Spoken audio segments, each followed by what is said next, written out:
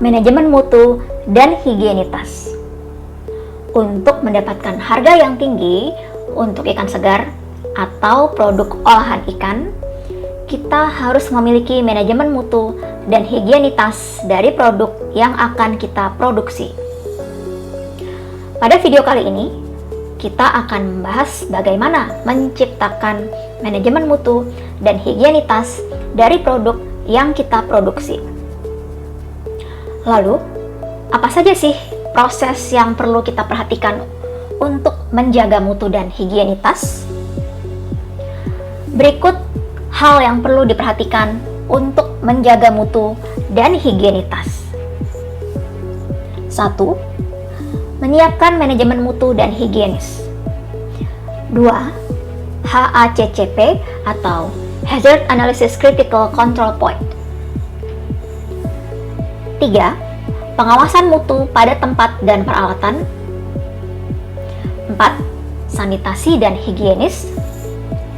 5. Sistem pencatatan dan evaluasi pengawasan mutu. Poin pertama, kita harus menyiapkan manajemen mutu dan higienitas. Manajemen mutu adalah tindakan mengawasi semua kegiatan dan tugas-tugas yang diperlukan untuk mempertahankan tingkat mutu yang diinginkan. Ini termasuk penentuan kebijakan mutu, menciptakan dan menerapkan perencanaan mutu, dan jaminan serta kontrol kualitas dan peningkatan kualitas. Sederhananya, teman-teman bisa mulai melakukan rencana dalam melakukan pengecekan atau mengontrol produk teman-teman. Contohnya, teman-teman bisa mulai mencatat nih, kira-kira di mana saja poin kritikalnya terkait produk teman-teman. Atau lebih mudahnya, ada istilah HACCP atau Hazard Analysis Critical Control Point. Kemudian, poin yang kedua, kita harus memperhatikan HACCP. Apa sih HACCP itu?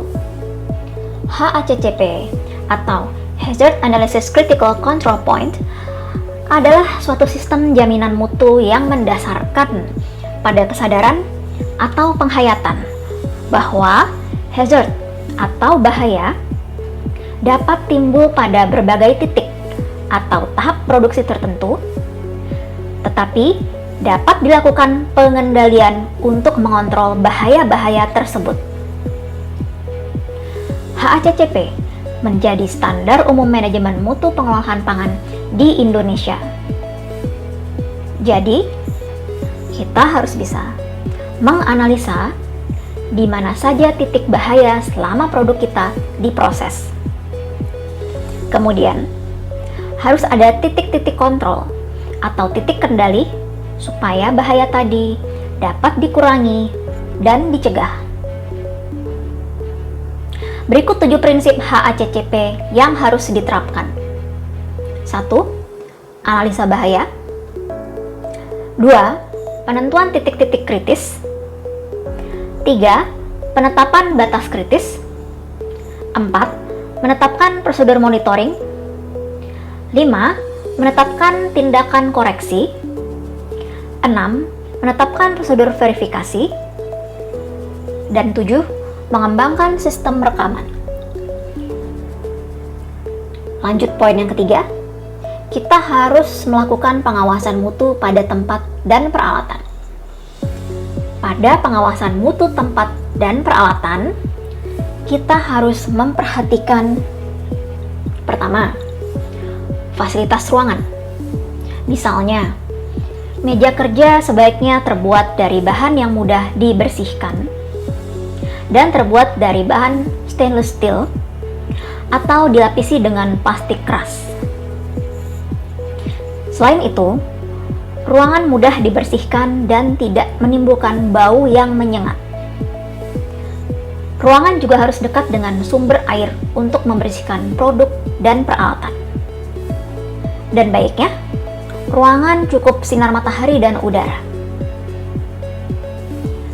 Kedua, peralatan pengolahan. Contohnya, menggunakan peralatan-peralatan yang ditujukan untuk kegiatan yang dimaksud. Kemudian, peralatan terbuat dari bahan stainless steel. Peralatan mudah dibersihkan, tajam, dan tidak meninggalkan bau dan warna terhadap produk, serta tidak digunakan untuk kegiatan lain. Ketiga, pakaian pengolahan. Contohnya, dalam menggunakan pakaian pengolahan, harus menggunakan bahan yang mudah dibersihkan dan tidak mengandung bau yang menyengat. Kalau bisa, gunakan pakaian berwarna cerah, misalnya putih, dan tidak gelap.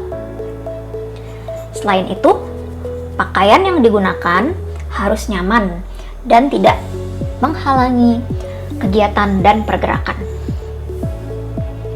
Pakaian yang digunakan juga harus menutup bagian-bagian tubuh yang berpotensi menjadi sumber bahaya atau hazard, seperti rambut, mulut, hidung, serta menutup sebagian besar tubuh kecuali wajah atau mata dan tangan. Kemudian, poin keempat yaitu sanitasi dan higienis. Untuk menjaga mutu dan higienis produk kita, hal yang wajib kita lakukan juga adalah menjaga kebersihan diri sendiri. Dalam hal ini, menjaga kebersihan diri sebelum dan sesudah melakukan pekerjaan yang berhubungan dengan pengolahan hasil dan produk perikanan adalah wajib. Ini dapat memberikan dampak yang signifikan terhadap keamanan dan nilai mutu pangan. Dan poin yang kelima atau terakhir adalah sistem pencatatan dan evaluasi pengawasan mutu. Agar semua dapat terdokumentasi atau tersimpan dengan baik, seluruh tindakan dan upaya pengendalian serta pengawasan mutu perlu dilakukan pencatatan semuanya. Hal ini perlu diperhatikan dan dilakukan database bila perlu suatu saat diperlukan atau dibutuhkan. Selain pencatatan, evaluasi rencana dan pengawasan mutu juga perlu dilakukan secara reguler. Hal ini untuk memperbaiki proses yang pada akhirnya akan meningkatkan mutu dan nilai produk.